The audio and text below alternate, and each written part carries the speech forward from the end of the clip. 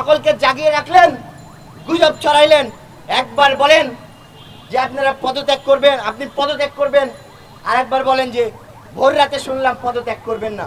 এই কথা কি আমাদের এনসিপির আহ্বায়ক নাহিদ ইসলামের কাছ থেকে শুনতে হবে? এই বাংলাদেশ গঠন করার জন্য কি আমরা চেয়েছিলাম? নাহিদ ইসলামের রেসপেক্টটা এখানে কোথায়? তাকে কেন প্রধান উপদেষ্টাকে বলতে হবে যে প্রধান উপদেষ্টা তিনি পদত্যাগ করছেন, আর সেটা নাহিদ ইসলামের মাধ্যমে ভায়া হয়ে এই বাংলাদেশের মানুষের কাছে প্রচার হবে? এটা কোন ধরনের তামাশা করা হচ্ছে?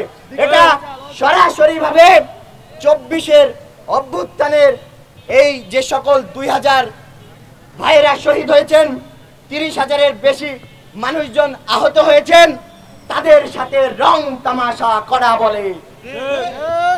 আমরা স্পষ্টত বলতে চাই, আজকে ঢাকা বিশ্ববিদ্যালয়ে আপনারা দেখে থাকবেন বিনয়ামিন মোল্লা বাংলাদেশ ছাত্র অধিকার পরিষদের সভাপতি, কত বড় নির্লজ্জ! এই ঢাকা বিশ্ববিদ্যালয় প্রশাসন টানা 80 ঘন্টা অনশনে বসে থেকে ডাকসু আদায় করে নিতে হয়। ডাকসু শুধু ডাকসুই নয়, ডাকসু সহ সারা বাংলাদেশের শিক্ষা প্রতিষ্ঠানগুলোর ছাত্র সংসদ নির্বাচন, এটা সাধারণ শিক্ষার্থীদের একটা অধিকার।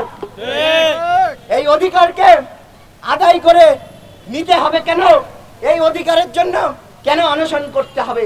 এই অধিকারের জন্য কেন এই জীবন দিতে হবে? সাধারণ শিক্ষার্থীরা এই যে 80 ঘন্টা, 68 ঘন্টা, 70 ঘন্টা অনশন করছে, কেন সেটা করতে হবে?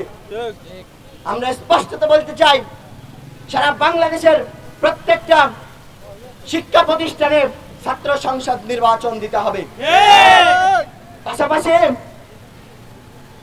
বর্তমানে আমরা একটা জিনিস দেখছি যে যারা প্রকৃত জুলাইয়ের সময় সামনের সারি থেকে নেতৃত্ব দিয়েছে, তাদেরকে আজকে মাইনাস ফর্মুলা দিয়ে দূরে ঠেলে রাখা হচ্ছে।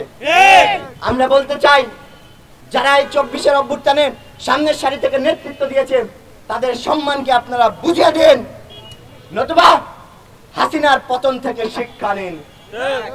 ছাত্র অধিকার পরিষদ স্পষ্ট ভাষায় বলছে যে এই সকল রাজনৈতিক ছাত্র সংগঠনগুলোর ছাত্র নেতৃবৃন্দদের সাথে নিয়ে একটা ছাত্র কাউন্সিল গঠন করেন।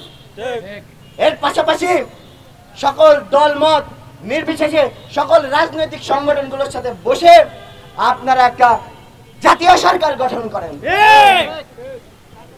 এই মুহূর্তে দরকার জাতীয় সরকার, এই মুহূর্তে দরকার জাতীয় সরকার, এই মুহূর্তে দরকার জাতীয় সরকার। ইউনিস তুমি ঐক্য করো, জাতীয় সরকার গঠন করো। জাতীয় সরকারের বিকল্প এই মুহূর্তে বাংলাদেশে আমি এর বিকল্প হিসাবে আর কোনো কিছুই দেখছি না। না হলে 71-এর মতন 2400 কারণ না কারো পকেটের মধ্যে ঢুকে যাবে। আমরা চেতনা ব্যবসায়ী হতে চাই না, আমরা কাউকে চেতনা ব্যবসায়ী হতে দিব না। শরীরের রক্ত থাকতে ছাত্র অধিকার পরিষদ কাউকে চেতনা নিয়ে ব্যবসা করতে দিবে না। প্রয়োজনে তাদের বিরুদ্ধে দুর্বার আন্দোলন গড়ে তোলা হবে। একদিকে বলা হচ্ছে ডক্টর মোহাম্মদ ইউনূসকে সহযোগিতা করা হবে, অন্যদিকে তারই হাতে গড়া নির্বাচন কমিশন, সেই নির্বাচন কমিশনকে তারা ঘেরাও করছে। কতটুকু নির্লজ্জতা, নির্লিপ্ততা হলে এই কাজ তারা করতে পারে? আচ্ছা, আপনারাই বলেন তো, এই নির্বাচন কমিশনের আন্ডারে কি এখনো কোনো ইলেকশন হয়েছে? তো ইলেকশনই হয় নাই, আপনার পছন্দ হয় নাই, আপনার তাদের প্রতি রাগ হয়েছে, গুসা হয়েছে ভাই, এই জন্য আপনি ওই নির্বাচন কমিশন ঘেরাও করবেন? আপনি তো সরাসরি এই ডক্টর মোহাম্মদ ইউনূসের সাথে গাদ্দারি করছেন, বিশ্বাসঘাতকতা করছেন। সুতরাং সবশেষে আমি একটা কথা বলতে চাই, এই একমাত্র সময়, এই মুহূর্তে, এই 24-এর অভ্যুত্থান পরবর্তী সময়ে বাংলাদেশ রাজনৈতিকভাবে সবচেয়ে দুর্বিষহ ক্রিটিক্যাল সময় অতিক্রম করছে। এই মুহূর্তে সকল রাজনৈতিক দলের নেতৃবৃন্দদেরকে ডেকে অনতিবিলম্বে আপনারা জাতীয় সরকার গঠন করুন। এই জাতীয় সরকারের বিকল্প এই বর্তমান সময়ে আমরা আর কিছু দেখছি না।